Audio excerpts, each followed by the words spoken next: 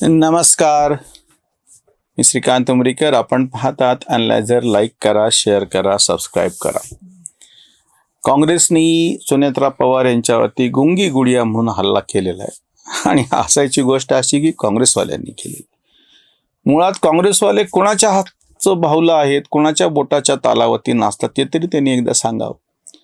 सुनेत्रा पवार त्यांच्या पक्षाच्या सर्वेसर्वा आहेत. सुनेत्रा पवार किमान गेले 4-5 महिने अजितदादा गेल्याच्या नंतर ज्या ठामपणे त्यांचं कुटुंब, त्यांचा पक्ष आणि एक उपमुख्यमंत्री म्हणून राज्याचा कारभार चालवत आहेत ते पाहता त्यांना तर गुंगी बुडिया काही कोणी म्हणू शकणार नाही. पण काँग्रेसवाले ज्यांची सगळी सूत्र कायमस्वरूपी श्रेष्ठींकडून हलत असतात, याच महाराष्ट्रामध्ये अगदी सुरुवातीला महाराष्ट्रापेक्षा नेहरू मोठे कोणाचं वाक्य होतं? हे सगळे ज्यांचं फार तथाकथित पुरोगामी नेते वगैरे म्हणून कौतुक करतात त्या यशवंतराव चव्हाणांचं वाक्य आहे, महाराष्ट्रापेक्षा नेहरू मोठे. यशवंतराव चव्हाणांचं वाक्य आहे. हे त्याच काँग्रेसमधले लोक बोलतात ज्या काँग्रेसचे अध्यक्ष देवकांत बरुआ असं म्हणले होते, इंदिरा इज इंडिया. आणि ते कोणाला म्हणायला लागलेत की सुनेत्रा पवार यांना गुंगी गुडिया म्हणाले. खरं तर हे वाक्य प्रत्यक्ष इंदिरा गांधीच्या बाबतीमध्ये राम मनोहर लोहिया यांनी वापरलेलं होतं. तेव्हा त्यांना असं वाटत होतं की जे सगळे काँग्रेसचे ज्येष्ठ नेते आहेत त्यांनी काँग्रेसच्या अंतर्गत राजकारणात एकमेकांवरती मात करण्यासाठी म्हणून ह्या नेहरूच्या पोरीचा वापर करून घेतला आणि तिला पंतप्रधानपदी बसवलं. ती तर गुंगी गुडिया आहे, कारभार ती ह्यांच्या हातात आहे. प्रत्यक्षात ती गुडिया कशी गुंगी नव्हती ते तिनं सिद्ध केलं. काँग्रेस फोडली, 71चं निवडणूक एक हाती जिंकून सगळ्यांना गारद केलं. विरोधकांना नाही, काँग्रेसवाल्यांनाच गारद केलं. कोण म्हणलं होतं गुंगी गुडिया? राम मनोहर लोहिया म्हणले होते. कोणाला म्हणले होते? इंदिरा गांधींना म्हणले होते. त्या इंदिरा गांधींनी जेव्हा महाराष्ट्रामध्ये हे तथाकथित सगळे पुरोगामी एकत्र आले, त्यांना शरद पवारांनी काँग्रेसमधून फुटून बाहेर येऊन साथ दिली आणि पुलोचं सरकार स्थापन केलं होतं. ते सरकार कोसळलं म्हणजे इंदिरा गांधींनी ते सरकार बरखास्तच करून टाकलं 1980ला. काहीच कारण नाही. 356 कलमाचा वापर केल्याच्या नंतर आपल्या हातातले सगळे प्यादे मुख्यमंत्री पदावर बसवणे, त्यांना कधी उचलून घेणे. एकाही मुख्यमंत्र्यांनी काँग्रेसच्या, वसंतराव नाईक हे महाराष्ट्रातले काँग्रेसचे शेवटचे मुख्यमंत्री की ज्यांनी आपली कारकीर्द पूर्ण केली. त्याच्यानंतर एकही मुख्यमंत्री 5 वर्ष टिकू शकला नाही महाराष्ट्रामध्ये. त्या काँग्रेसचे आजची पिल्लावळ सुनेत्रा पवार यांना म्हणते गुंगी गुडी. अरे तुम्ही कोणाच्या हातचं बावलं होतात? मुख्यमंत्रीपदी कोणाला बसवायचं काय, वरतून निरीक्षक यायचे, ते चिठ्ठी द्यायचे किंवा ते जे काय सांगायचे त्याच्याप्रमाणे सगळे आमदार जे माना डोलवायचे आणि तो माणूस मुख्यमंत्री व्हायचा. अगदी त्याच्यानंतर राजीव गांधीच्या काळामध्ये सुद्धा मला मुख्यमंत्री करा. आधी वसंतदादांनी हट्ट धरला बाईंपाशी, कारण की शरद पवारांनी माझं सरकार बरखास्त केलं होतं. तेव्हा वसंतदादा पाटील काँग्रेस म्हणजे इंदिरा काँग्रेसमध्ये नव्हते, यांची काँग्रेस वेगळी होती. नासिकराव तिरपुडे तेव्हा इंदिरा गांधीच्या काँग्रेसमध्ये होते, त्याच्यामध्ये ते उपमुख्यमंत्री होते. त्या वसंतदादा पाटलांचं सरकार शरद पवारांनी पाडलं. पाठीत खंजीर खुपसला म्हणून त्यांना ते खुमखुमी होती की कुठल्या परिस्थितीत पुन्हा एकदा मी महाराष्ट्राचा मुख्यमंत्री होतोच. आणि ते काय स्वतःच्या जीवावर नाही झाले, ते बाईला शरण गेले आणि म्हणायला लागले की नाही काही करा आणि मला मुख्यमंत्री करा. इंदिरा गांधीचा दुर्दैवाने मृत्यू झाला. नंतर निवडणूक झाली. प्रचंड मोठ्या संख्येने काँग्रेस केंद्रातही निवडून आली, राज्यातही निवडून आली. आज जे सगळे काँग्रेसवाले सुनेत्रा पवारांना म्हणायला लागलेत गुंगी गुडिया, त्या ज्या राष्ट्रवादी काँग्रेसचे आधीचे सर्वेसर्वा बारामतीचे काका यांनी कोणापाशी आग्रह धरला होता मुख्यमंत्री पदासाठी? राजीव गांधीपाशी. काही करा मला मुख्यमंत्री करा. 88ला महाराष्ट्राचं मुख्यमंत्रीपद, 86ला ते काँग्रेसमध्ये प्रवेश केला आणि 88 का 89ला 88लाच मला वाटतं ते महाराष्ट्राचे मुख्यमंत्री झाले. कोणाच्या जीवावरती? काँग्रेसच्या जीवावरती. कोणाच्या पाठीमागं लागून? काँग्रेसच्या पाठीमागं लागून.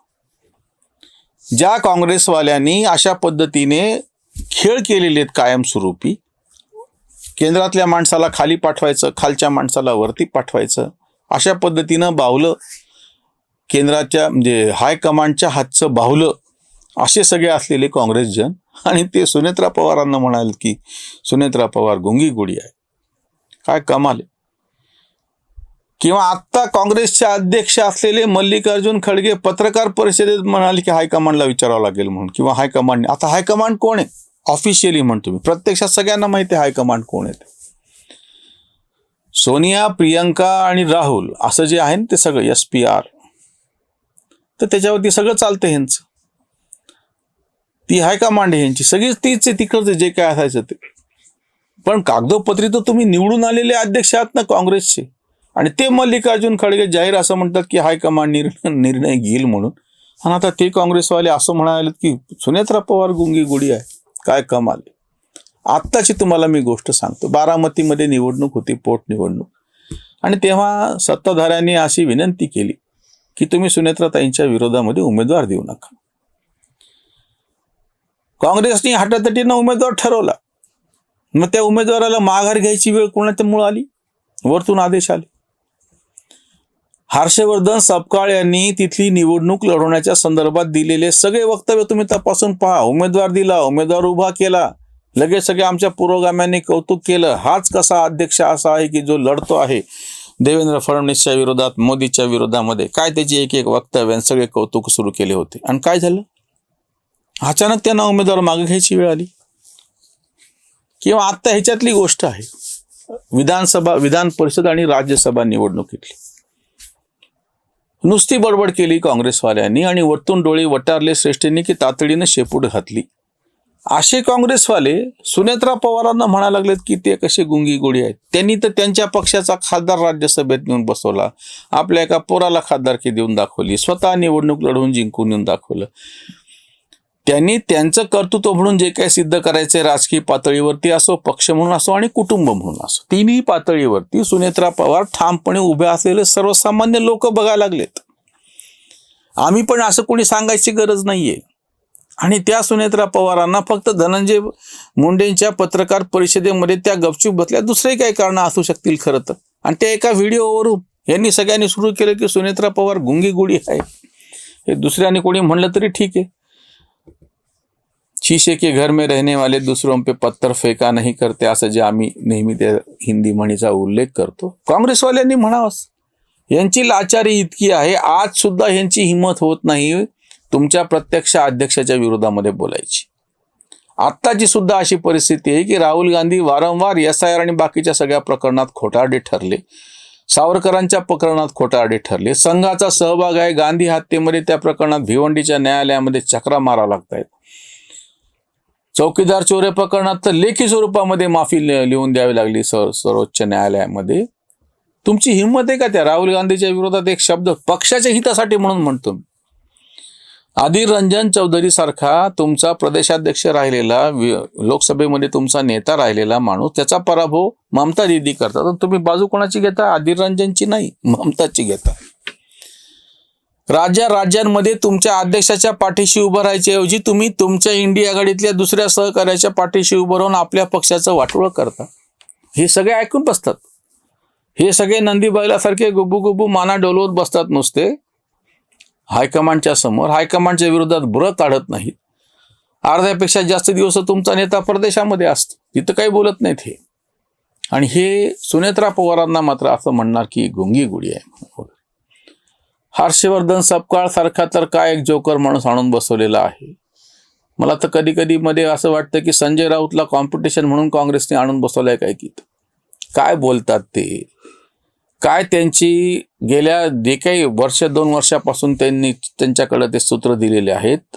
विधानसभेच्या निवडणुका झाल्या, जिल्हा परिषद झाल्या, नगरपालिका झाल्या, महानगरपालिका झाल्या, जवळजवळ सगळ्या महत्त्वाच्या निवडणुका संपल्या महाराष्ट्रातल्या. जिल्हा बँकेच्या निवडणुका चालू आहेत, तिथेही काय हाल सगळे बघायला लागले. आणि तो हर्षवर्धन सपकाळ काँग्रेसचे प्रदेशाध्यक्ष, तो काय म्हणतो, काय पाठिंबा देतो, काय तुम्ही पोस्ट करता. अधिकृतरित्या काँग्रेसच्या हँडलवरून हे वाक्य शब्द येतात, ते व्हिडिओ पोस्ट होतो.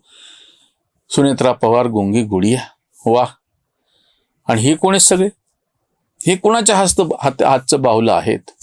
हायकमांडच्या हातचं बाहुलं असलेले जेव्हा दुसऱ्यांना गुंगी गुडिया म्हणतात तेव्हा कळत नाही म्हणजे काय विरोधाभास आहे.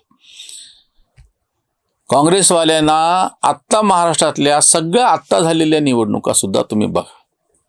एका लोकसभे निवडणुकीमध्ये अतिशय चांगलं असं यश मिळाल्याच्या नंतर कोणाला म्हणतात ना अपयश अवघड जातं, यांना यशच पचत नाही.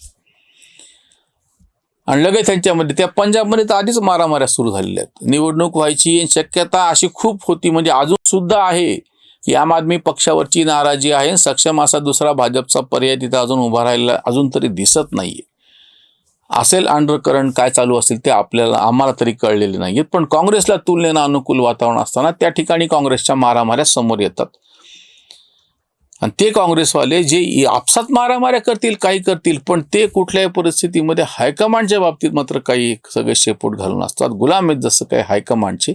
आणि ते मात्र सुनेत्रा पवार यांना गुंगी गुडिया म्हणतात म्हणून आश्चर्य वाटलं.